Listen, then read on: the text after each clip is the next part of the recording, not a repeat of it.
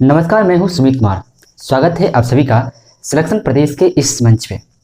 आप हैं मेरे साथ एक बेहतरीन सेशन को आगे बढ़ाने के लिए, जिस सेशन में हम चर्चा करने वाले हैं अनुच्छेद 5 से लेकर अनुच्छेद 11 तक, जिसमें हम जानेंगे आखिरकार नागरिकता कैसे मिलती है, यानी भारत की नागरिकता को प्राप्त करने के लिए किन किन नियमों से हमें गुजरना पड़ता है। वो तमाम बातें को हम अच्छी ढंग से जानेंगे। तो चलिए इस बेहतरीन सेशन को हम लोग आगे बढ़ाते हैं और जानना प्रारंभ करते हैं। शुरुआत करेंगे हम लोग अनुच्छेद 5 से। अनुच्छेद 5 में कहा गया है कि संविधान के प्रारंभ में नागरिकता, यानी अगर आपको भारत का नागरिकता चाहिए तो निम्न में से, यानी देखिए,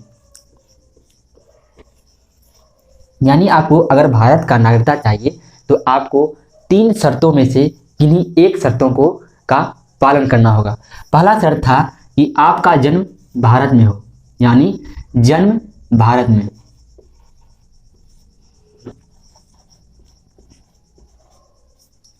दूसरा था, पहला शर्त था आपका जन्म अगर भारत में हुआ है तो आपको इस आधार पर भारत का नागरिकता मिल जाएगी। दूसरा था माता पिता का जन्म भारत में हुआ हो, लेकिन 26 जनवरी 1950 से पहले। और तीसरा शर्त था, अगर आप संविधान लागू होने से पहले, यानी 26 जनवरी 1950 से पहले, 1950 से 6 माह पहले भारत में रह रहे हैं तो आपको इस आधार पर भारत की नागरिकता मिल जाएगी। अगर हम एनी बेसेंट की बात करूं, एनी बेसेंट जिसका भारत की स्वतंत्रता में अहम योगदान रहा, ये आयरलैंड की लेडी थी, लेकिन इसको इस आधार पर भारत का नागरिकता मिला था। ये था अनुच्छेद 22, अनुच्छेद 5, जिसमें कहा गया है संविधान के प्रारंभ में नागरिकता की बात कही गई है। अगर आप इन तीनों शर्तों में से किन्हीं एक शर्तों का पालन करते हैं तो आपको भारत की नागरिकता मिल जाएगी। अब हम लोग पढ़ना प्रारंभ करते हैं अनुच्छेद 6 को। अनुच्छेद 6 में कहा गया है, अनुच्छेद 6 में कहा गया है कि पाकिस्तान से भारत आए लोगों को नागरिकता कैसे मिलेगी। अगर 19 जुलाई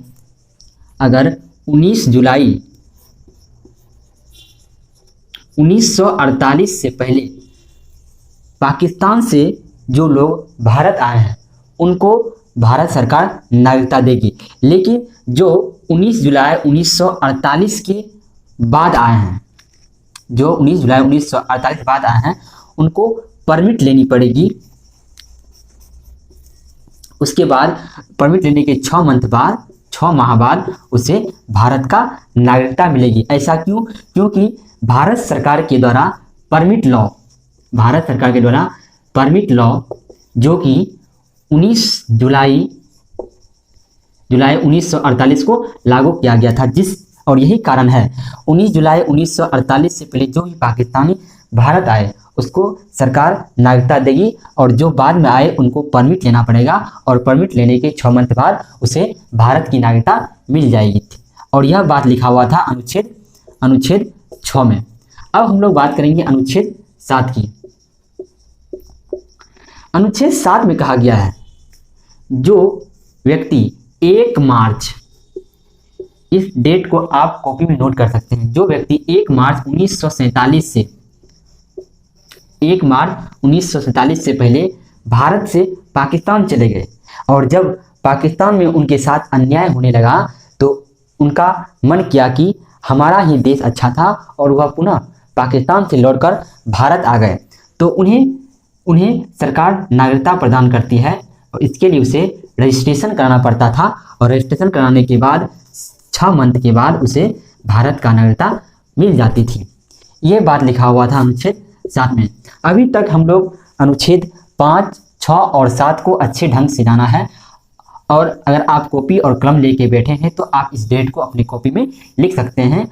और यह बहुत इम्पोर्टेंट चीज़ है जो काफ़ी बार एग्जाम में पूछा गया है। अब हम लोग जानेंगे अनुच्छेद 8।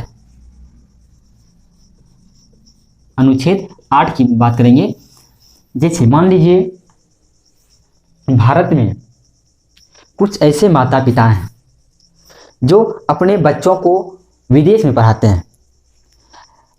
ऐसा मान लीजिए कोई ऐसे माता पिता हैं जो अपने बच्चों को विदेश पढ़ाते हैं, तो अनुच्छेद 8 में कहता है जो बच्चे भारत में पढ़ाई करते हैं और वह डे 1 से यानी जन्म से ही विदेश में ही रह रहे हैं, उनका जन्म भी विदेश में ही हुआ है, लेकिन उनके माता पिता भारतीय हैं, यानी माता पिता को भारत की नागरिकता प्राप्त है, लेकिन वह विदेश में रह रहे थे, वहीं उन्होंने अपने बालक को रखा और वहीं उनका पढ़ाई लिखा हुआ। उन बालक को सरकार इस अनुच्छेद के आधार पर नागरिकता प्रदान करती है। यानी अनुच्छेद 8 में कहा गया है जिन बच्चे के माता पिता भारतीय हो और वह बच्चा विदेश में पढ़ रहा हो तो उन बच्चे को भारत सरकार नागरिकता प्रदान करेगी। और अब आता है अनुच्छेद 19। अनुच्छेद 19 में कहा गया है कि अगर आप भारत के नागरिकता के रहते हुए, यानी आप भारत के नागरिकता हैं, भारत के नागरिक हैं, इसके रहते रहते आप विदेश में जाकर मानिए आप यूएसए गए और यूएसए का नागरिकता प्रदान कर लिए। जैसे आप यूएसए का नागरिकता प्रदान करेंगे वैसे आपकी भारत की नागरिकता समाप्त हो जाएगी। यानी शटलो बेटा ते गेलो बेटा, यानी अगर आप विदेश का नागरिकता प्रदान करते हैं तो भारत की नागरिकता स्वतः ही समाप्त हो जाएगी। इसलिए भारत जो है एकल नागरिकता प्रदान करती है। आप भारत की नागरिकता लेकर विदेश का नागरिकता नहीं ले सकते हैं। जिस तरह अक्षय कुमार को कुछ दिन पहले ही भारत का नागरिकता मिला है, उससे पहले वो कनाडा के निवासी थे, यानी उनके पास जो नागरिकता था वह कनाडा का नागरिकता था और हाल फिलहाल में उसे भारत का नागरिकता मिल गई है। यह बात था अनुच्छेद 9 में। अगर अनुच्छेद 10 की बात करें, अनुच्छेद 10 में कहा गया है अगर आप कोई अन्यथा काम किए, अर्थात मान लीजिए चीन और भारत में युद्ध चल रहा हो, यानी चीन और युद्ध में कोई युद्ध चल रहा हो, अगर आप चीन के फेवर में समर्थन कर दिए तो आपका नागरिकता जा सकती है। ऐसा करना भी औचित्य नहीं है। अगर आप भारत में रह रहे हैं तो आपको भारत के लिए ही जीना है और भारत के लिए ही मरना है, क्योंकि आपका देश सबसे पहले आता है। अगर भारत चीन के बीच युद्ध हो रहा हो या ऐसा कुछ कार्य हो रहा हो तो आपका धर्म बनता है कि आप भारत का समर्थन करें। इसके तहत अगर आप ऐसा कार्य करते हैं तो आपका नागरिकता जा सकती है।